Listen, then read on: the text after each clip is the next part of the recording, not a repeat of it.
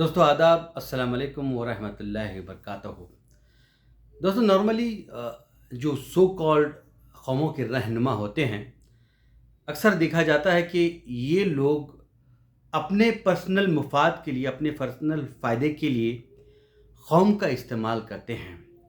जब इनको किसी सियासी पार्टी की टिकट की ज़रूरत होती है तो अपने कौम के कोटे में टिकट पूछते हैं।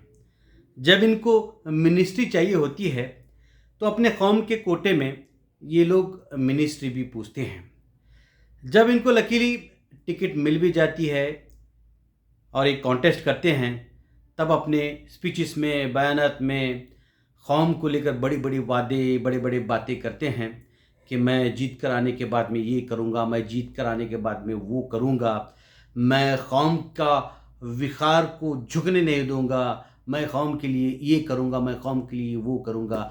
और जब ये जीत कर आते हैं तब इनको कौम बिल्कुल याद नहीं आती। जब इन्हीं के कौम का कोई फ़र्द किसी काम के सिलसिले में ये फ़ोन करता है, मुश्किल से एक मरतबा फ़ोन उसका उठाएंगे। अगर वो दोबारा फ़ोन करता है तो ये जान लेंगे कि ये पर्सन का फ़ोन नंबर है, तो ये उठाएंगे भी नहीं। अगर वो उठाएंगे तो उनको पता है कि इनका काम करना पड़ेगा। जब ये जीत कर आते हैं तो ये कौम क्या, कौम के रहबर क्या, किसी को भी जो है नज़रअंदाज करना, इनको किनारा करना, ये बिल्कुल सीख जाते हैं और इसमें इनकी महारत भी हो जाती है। ये लोग सिर्फ़ अपने मुफाद के लिए कौम का नाम इस्तेमाल करते हैं। कौम का कोई काम हो, इनफरादी हो या इज्तिमाई हो, खैर अगर किसी बिना पर इनफरादी अगर अपने कौम के आदमी का अगर वो काम नहीं करते तो फिर भी सोचा जा सकता है कि चलो भाई कोई रीज़न होगा। लेकिन जब इज्तिमाई तौर पर कोई कौम का काम होता है तब भी ये लोग जो है पूरी कौम को नज़रअंदाज करने का काम करते हैं। ऐसे रहनुमा सिर्फ़ और सिर्फ़ अपने पॉलिटिकल और सियासी मुफाद के लिए कौम का नाम का इस्तेमाल करते हैं। जब ये लोग किसी परेशानी में गिर जाते हैं तब इनको कौम याद आती है। जब इनको कोई पॉलिटिकल पार्टी से मसला आता है तब इनको कौम याद आ जाती है। तब ये दुहाई देंगे कि जो है ये मेरी कौम के साथ में ये नाइंसाफ़ी है। कोई अगर मुसलमान है, कोई लिंगायत है, कोई ओबीसी है, कोई एससी एसटी है, तब ये लोग अपने अपने कौम की दुहाई देना शुरू करते हैं कि भाई ऐसा कर कर मेरे ख़िलाफ़ इस तरह का मामला कर कर इन्होंने अब मेरी कौम को बदनाम किया है, मेरे कौम के विकार को गिराने का काम किया है। ये लोगों की मेंटालिटी इस तरह से होती है। और एक बात मैं आपको बताता हूँ, इसमें गलती ये पर्टिकुलर इंसान की नहीं, क्योंकि कौम के लोगों की भी है, क्योंकि आप ही लोगों ने इनको बड़ा बनाया है। आपने ये नहीं देखा कि ये शख्स अगर सियासत में आगे जाएगा तो ये कौम के लिए वाक़ईतन काम करेगा या न करेगा, इस पर आपने कभी नहीं सोचा।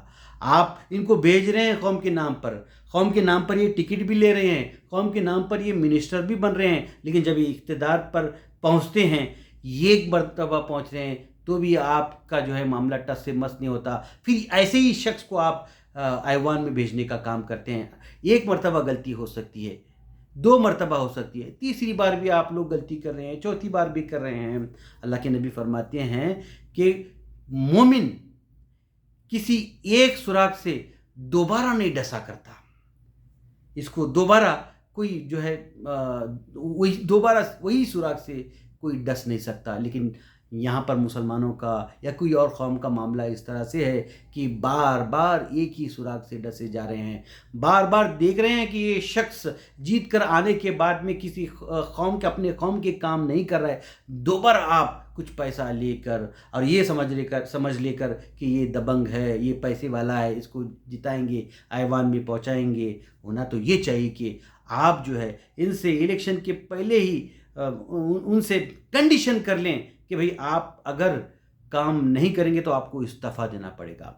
अगर आप कौम के काम नहीं करेंगे, अवाम के अगर काम नहीं करेंगे तो आपको दोबारा ऐवान में नहीं भेजा जाएगा। तो इसमें सिर्फ ये लोगों की गलती नहीं बल्कि सारे अवाम की गलती है, जिसकी बिना पर इस तरह के लोग इक़्तिदार में आकर कौम को चूस रहे हैं, कौम को दलदल में भेजने का काम कर रहे हैं।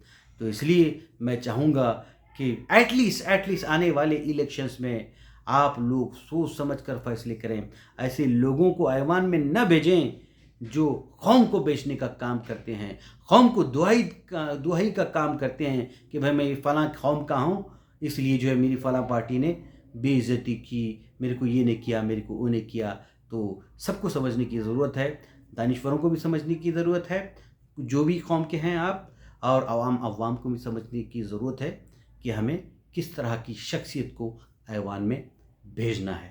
بہت بہت شکریہ. السلام علیکم ورحمۃ اللہ وبرکاتہ.